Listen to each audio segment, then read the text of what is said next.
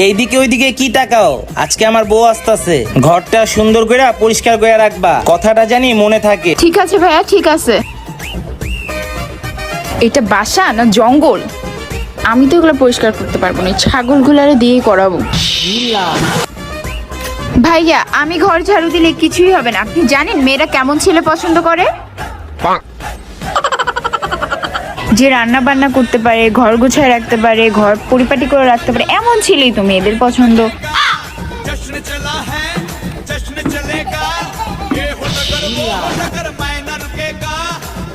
আর যদি ছেলেরা ফ্যান মুছতে পারে তাহলে তো মেয়ে তার ফ্যান হয়ে যাবে। আর যদি ছেলেরা বিছনা গুছাইতে পারে তাহলে তো মেয়েরা পুরাই।